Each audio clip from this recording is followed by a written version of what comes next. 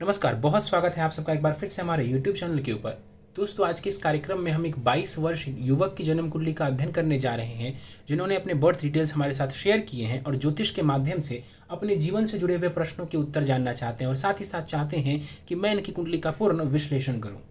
आगे बढ़ने से पहले हर बार की तरह आप सबसे निवेदन है, यदि अभी तक आपने हमारे चैनल को सब्सक्राइब नहीं किया है तो आप इसे सब्सक्राइब कर दें और बेल आइकन को दबाना ना भूलें। साथ ही साथ यदि आप सब भी इसी प्रकार अपनी जन्म कुंडली का विश्लेषण कराना चाहते हैं या मुझसे संपर्क करना चाहते हैं तो स्क्रीन के ऊपर फ्लैश हो रहे व्हाट्सएप नंबर के ऊपर आप मुझसे संपर्क कर सकते हैं। सीधे आ जाते हैं आज के इस विश्लेषण के ऊपर। इनके बर्थ डिटेल्स को आप सबों के समक्ष रख देता हूं। 21 मार्च 1999 को इनका जन्म हुआ है। जन्म का समय है 2:30 दोपहर के। जन्म का स्थान है नेपाल। प्रश्नों की बात की जाए तो करियर को लेकर के जानना चाहते हैं कि इलेक्ट्रिकल इंजीनियरिंग के क्षेत्र में कैसा करियर रहने वाला है। ऑस्ट्रेलिया में सेटलमेंट को लेकर के जानना चाहते हैं कि वहाँ की रेजिडेंसी मुझे कब मिल जाएगी परमानेंट। विवाह को लेकर के जानना चाहते हैं और व्यापार को लेकर के भी इनके प्रश्न हैं। तो इनके प्रश्नों को विस्तार पूर्वक आखिर में लेंगे, लेकिन सबसे पहले इनकी लगन कुंडली को देखते हैं जो कि हमारे समक्ष है।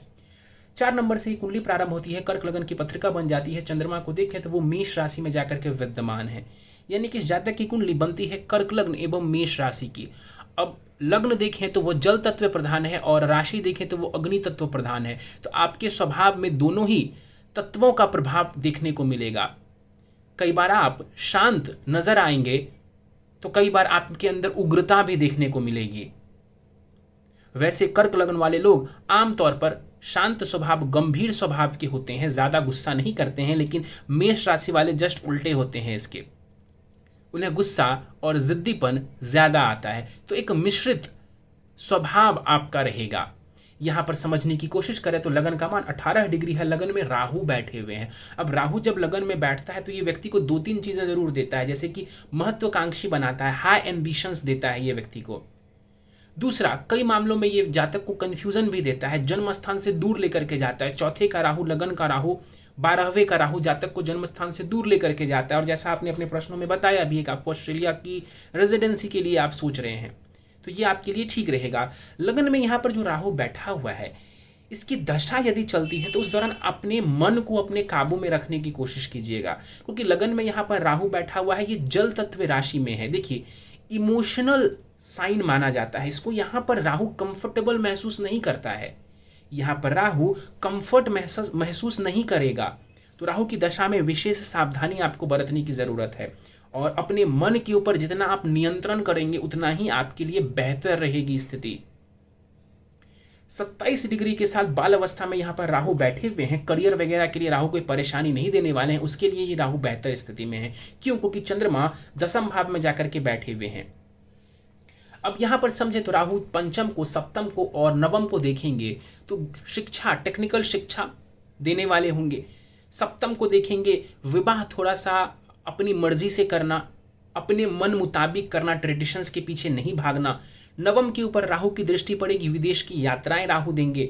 नवम को इन्फ्लुएंस करते हैं राहु, तब भी विदेश की यात्राएं देते हैं, या नवम में बैठ जाएं या नवम को देखें तो विदेश की यात्राएं राहु देवता देते हुए देखे गए हैं। मंगल कुंडली के चौथे खाने में बैठा हुआ है वक्री होकर के 18 डिग्री के साथ शुक्र की राशि में। देखिए, है तो मित्र की राशि में नहीं, लेकिन फिर भी इस कुंडली का सबसे कारक, या मुझे कहना चाहिए योग कारक ग्रह जो है वो मंगल देव बनते हैं। युवावस्था के मंगल वक्र अवस्था में चौथे खाने में जाकर के बैठे हुए हैं। यहां पर ये मंगल आपको भूमि का सुख देने वाला होगा, मकान का सुख, भूमि का सुख, प्रॉपर्टी से रिलेटेड सुख। और शुक्र की दृष्टि भी यहाँ पर पड़ रही है, हम आगे आएंगे शुक्र के ऊपर, लेकिन यहाँ पर शुक्र की दृष्टि और साथ में मंगल का बैठना ये दर्शाता है कि प्रॉपर्टी, वाहन, इन सब का सुख जीवन में आपको देखने को मिलेगा। संतान सुख में ये वृद्धि कर देंगे मंगल देवता। ज्ञान वगैरह के मामले में भी ये मंगल लाभ देगा। अब सबसे अच्छी बात है कि यहाँ से बैठ करके मंगल अपनी 7वीं दृष्टि कर्म स्थान पर डालेंगे और बहुत पावरफुल, क्योंकि 18 डिग्री का मंगल है तो बिल्कुल पूर्ण रूपेण 10वें भाव को प्रभावित करेंगे। 10वां भाव यानी कि करियर, और करियर का स्वामी मंगल है इस कुंडली में, और करियर को पूर्ण दृष्टि से देख रहा है। क्या करेगा? तो करियर में ये उन्नति देने वाला होगा। तो मंगल की स्थिति करियर के लिहाज से भी बहुत ही बढ़िया यहां पर नजर आ रही है।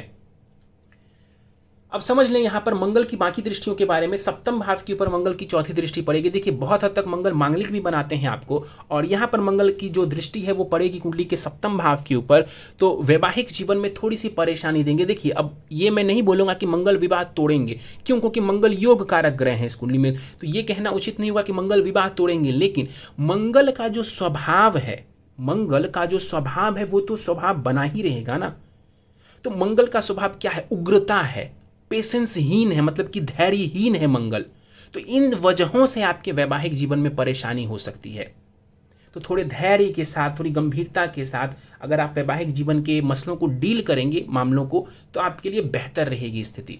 और आठवीं दृष्टि आपके लाभ भाव के ऊपर है। प्रॉपर्टी से भी लाभ, कर्म से लाभ, मेहनत से लाभ, इन सब चीज़ों से आप लाभ उठाने वाले होंगे। केतु आपकी कुंडली के सप्तम भाव में बैठे हुए हैं 27 डिग्री के साथ। बाल अवस्था में केतु यहाँ पर बैठा हुआ है। अब देखिए इस केतु के ऊपर शनि की दृष्टि, राहु की दृष्टि और मंगल की दृष्टि पड़ रही है, और सप्तम भाव यानी कि विवाह और पार्टनरशिप के भाव में केतु बैठे हुए हैं। केतु कैसा परिणाम देगा इस कुंडली में? तो वो शनि की तरह परिणाम देगा। वो शनि जो कि मारक है, वो शनि जो कि हमें नीच का नजर आ रहा है। हाँ, शनि की नीचता भंग हो रही है, उस पर हम आएंगे, लेकिन मारक ग्रह के घर में केतु बैठा हुआ है, शनि की दृष्टि भी है, तो ये पूर्ण रूपेण शनि की तरह यहाँ पर फलित करने वाले होंगे, और कुछ हद तक मंगल की तरह भी। तो वैवाहिक भाव में या विवाह के भाव में यहाँ पर केतु का बैठना बहुत अच्छा नजर नहीं आ रहा। सबसे अच्छी सलाह है आपके लिए कि विलंब से विवाह कीजिए।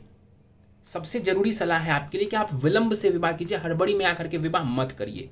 दूसरी सलाह है कि बिना कुंडली मिलान के विवाह करना वर्जित समझिए। आप अच्छे से कुंडली मिलान करवाइए, सामने वाले पार्टनर को जानिए कि वो कैसा है, उसके बाद विवाह के लिए आगे बढ़िए, आपके लिए वो बेहतर रहेगी स्थिति। जितना विलंब से करेंगे वैवाहिक जीवन में परेशानी आने की संभावना उतनी कम होगी। तो अब आप जानना चाहेंगे कब करें? तो 28-30, कम से कम 28 और 30 प्लस के बाद करेंगे तो ज्यादा बेहतर रहेगी स्थिति। भाग्य के ऊपर चलते हैं। भाग्य भाव में गुरु, सूर्य एवं बुध यहाँ पर बैठे हुए हैं। अब देखिए सूर्य धनेश होकर के भाग्य में बैठे हुए, तो ये घर वालों की तरफ से आपको लाभ दिलवाने वाले होंगे, मदद करवाने वाले होंगे, यानी कि परिवार आपको सपोर्ट करेगा। भाग्य में भी ये आपके उत्थान देने वाले होंगे सूर्य।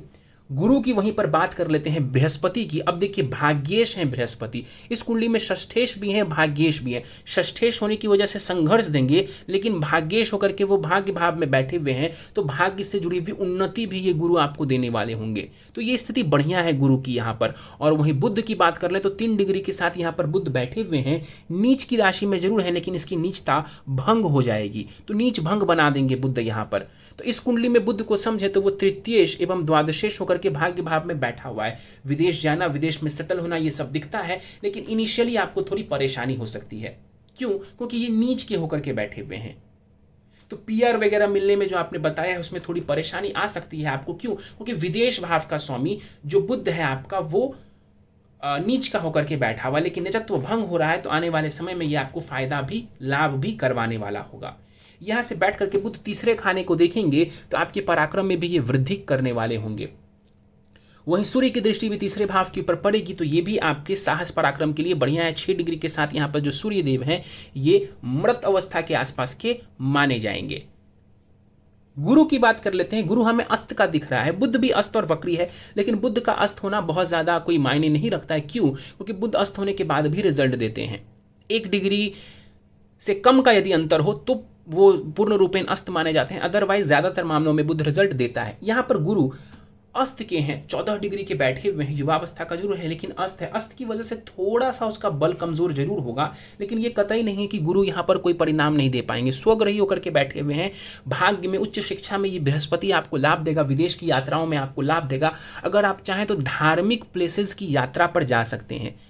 पिलग्रिमेज जिसको कहते हैं, धार्मिक जगहों की यात्राएं, वो आप कर सकते हैं और आपके लिए वो बेहतर होगा। जब जब आप पिलग्रिमेज पे जाएंगे, धार्मिक यात्राएं करेंगे, आपके भाग्य में आपको उन्नति देखने को मिलेगी।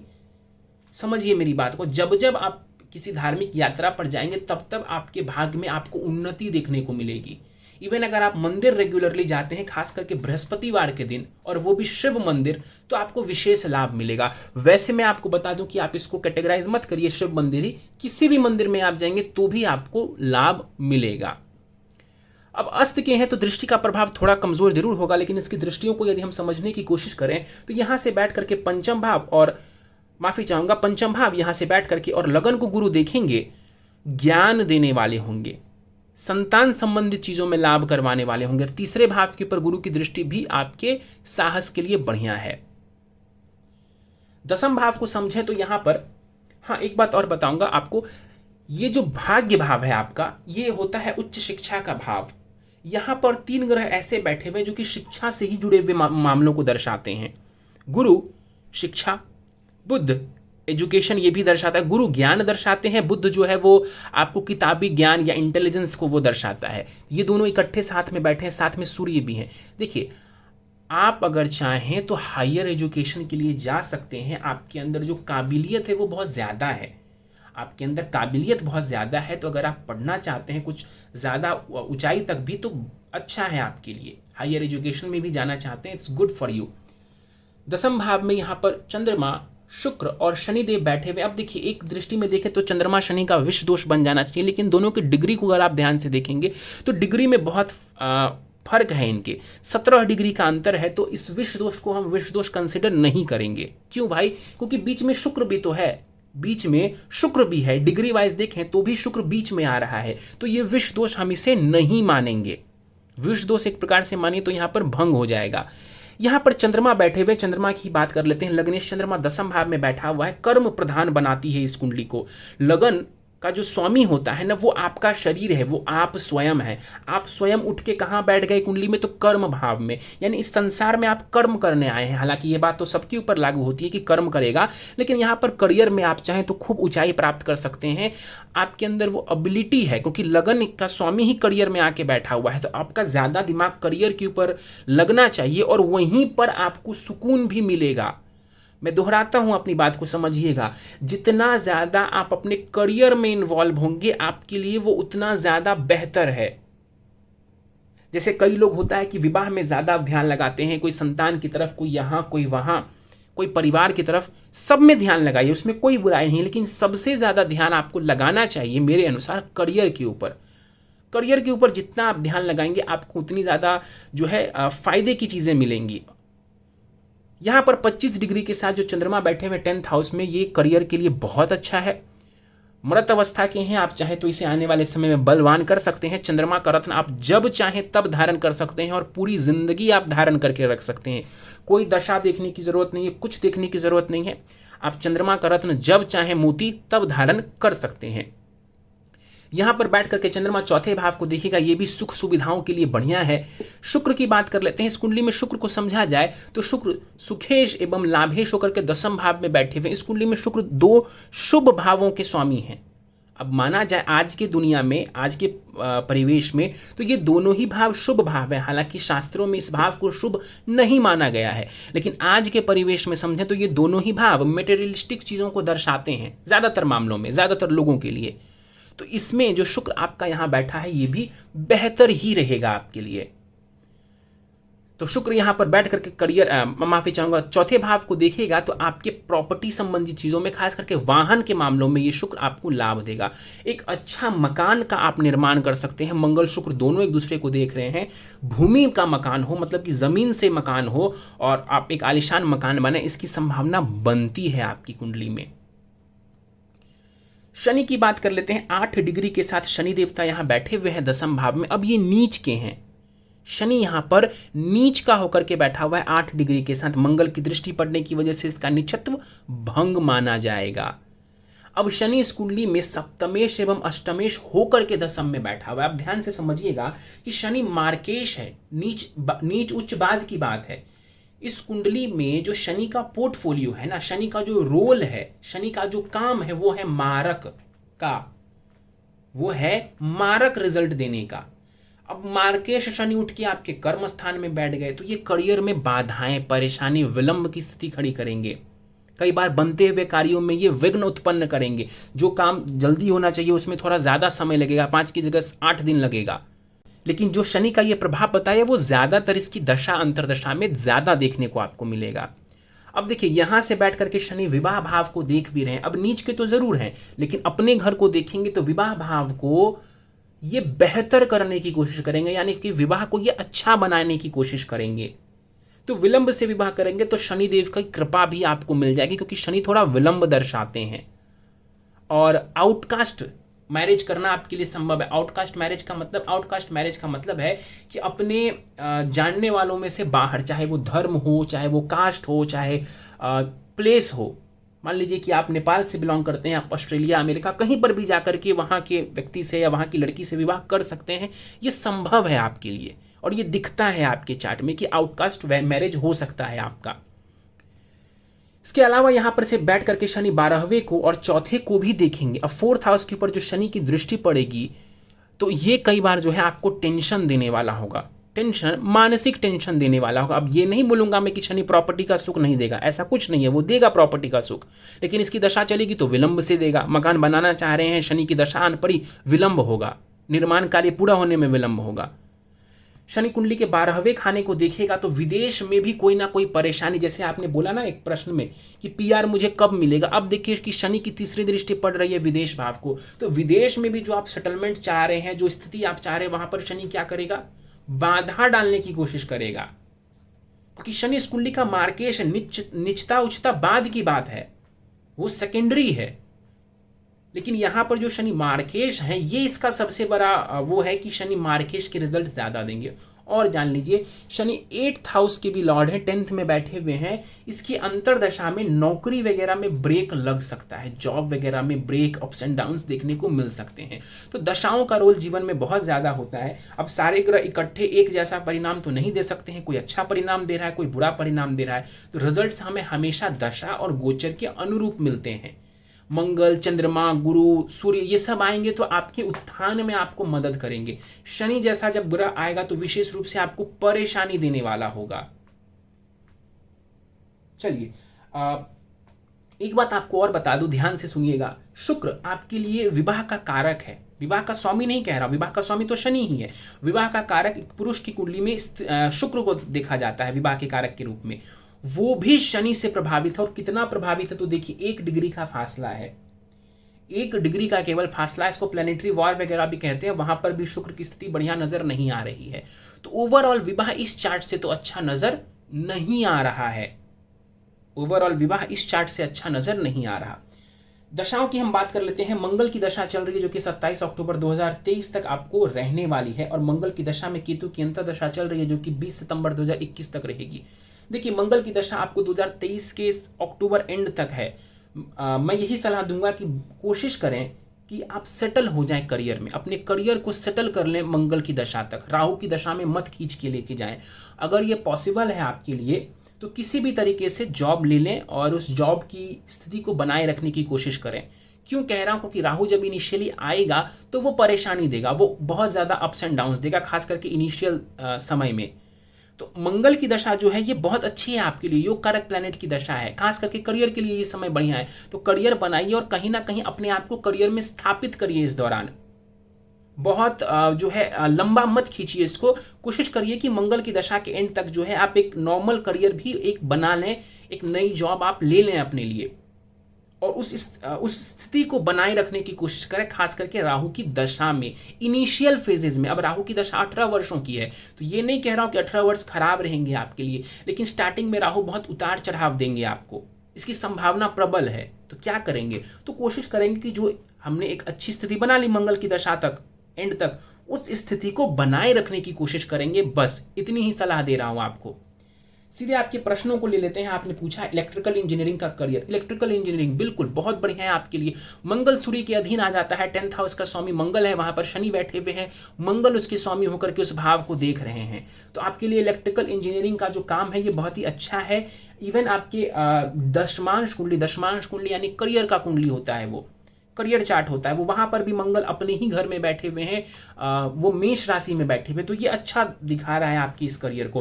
तो इलेक्ट्रिकल करियर आपके लिए, इलेक्ट्रिकल इंजीनियरिंग का करियर बढ़िया है आपके लिए। और देखिए 5th हाउस के स्वामी मंगल बनते हैं और 5th हाउस पर राहु की दृष्टि है, तो टेक्निकल क्षेत्र में एजुकेशन लेना ये अच्छा है आपके लिए। किस उम्र में ऑस्ट्रेलिया में मुझे पीआर मिलेगा, अभी मुझे इसमें थोड़ा सा समय दिख रहा है कि थोड़ा समय लग सकता है, लेकिन फिर भी चूंकि आपके योग कारक ग्रह की दशा है, मैं आपको बोलूँगा प्रयत्न जरूर कीजिएगा। उपाय भी मैं आपको दे रहा हूँ, प्रयत्न जरूर कीजिएगा। हालांकि कोई निश्चित समय मैं आपको नहीं बता पाऊंगा, क्योंकि दशा तो अच्छी है लेकिन अंतरदशा कोई मैच करती हुई नजर नहीं आ रही जो कि आपको 12वें भाव से जुड़े पॉजिटिव रिजल्ट्स देने वाले हों। आई रिपीट माई वर्ड्स कि दशा अच्छी है आपकी मंगल की, करियर के लिए और बाकी चीज़ों के लिए, लेकिन जो आपने पीआर वाली बात की ये फॉरेन से रिलेटेड है, उससे जुड़ी हुई कोई ग्रह की दशा यहाँ पर नहीं दिख रही है अंतरदशा मुझे, इसलिए मैं उसको कनेक्ट नहीं कर पा रहा हूँ इस इवेंट को। लेकिन आप प्रयत्न जरूर करिएगा, योग कारक ग्रह की दशा है, हो सकता है तो आपका काम बन जाए, लेकिन संभावना है कि थोड़ा समय इसमें लग सकता है। कुंडली में प्रेम विवाह का योग आप जानना चाहते हैं, बिल्कुल लव मैरिज का योग है, लव मैरिज का ही योग प्रबल है आपकी कुंडली में, इसमें कहीं कोई दो राय नहीं नजर आ रही है। इसके बाद आपने पूछा कि अगर मैं व्यापार करूं तो किस टाइप का व्यापार करूं। आप अभी बिल्कुल आंख बंद करके जॉब के ऊपर फोकस करिए, नौकरी के ऊपर ही फोकस करिए और नौकरी लीजिए किसी भी हालत में, किसी भी हालत में आप नौकरी लीजिए और उस स्थिति को बनाए रखने की कोशिश करिए।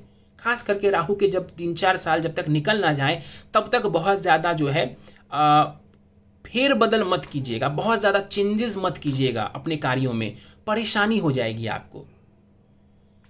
इसके बाद आपने आखिरी प्रश्न पूछा है वैवाहिक सुख मेरा कैसा रहेगा। देखिए नवमांश कुंडली को देख लेते हैं। नवमांश कुंडली आपकी 9 नंबर से प्रारंभ होती है, धनु लगन की बन जाती है।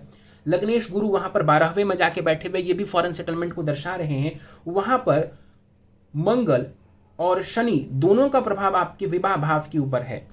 तो दोनों ही कुंडली से एक बात जो नजर आ रही है वो यही है कि वैवाहिक जीवन में मंगल और शनि का जो रोल है या शनि और मंगल का जो इफेक्ट है वो ज़्यादा रहने वाला है। तो विवाह थोड़ा विलंब से करेंगे, थोड़ा समझदारी से करेंगे, कुंडली मिलान करके और चीज़ों को समझ बूझ के करेंगे तो स्थिति बेहतर रहेगी आपके लिए। पत्नी उम्र में थोड़े आसपास ही होगी आपके, बहुत ज़्यादा एज डिफरेंस नहीं होगा, मतलब बहुत ज़्यादा छोटी आपसे हो इसकी संभावना नहीं है। और 30+ के बाद विवाह करना आपके लिए ज़्यादा बेहतर रहेगा। विवाह के बाद भाग्य थोड़ा ज़्यादा सहयोग करे ऐसा नवमांश चार्ट बता रहा है। चलिए आपके लिए मैं कुछ उपाय दे देता हूँ, इन उपायों को करने से आपको निश्चित रूप से लाभ देखने को मिलेगा। बहुत छोटे छोटे उपाय मैं आपको दे रहा हूँ जो कि बहुत ही सरल है। प्रथम उपाय है, एक मंत्र है ओम भौमाय नमः, ये मंगल का मंत्र है, ओम भौमाय नमः।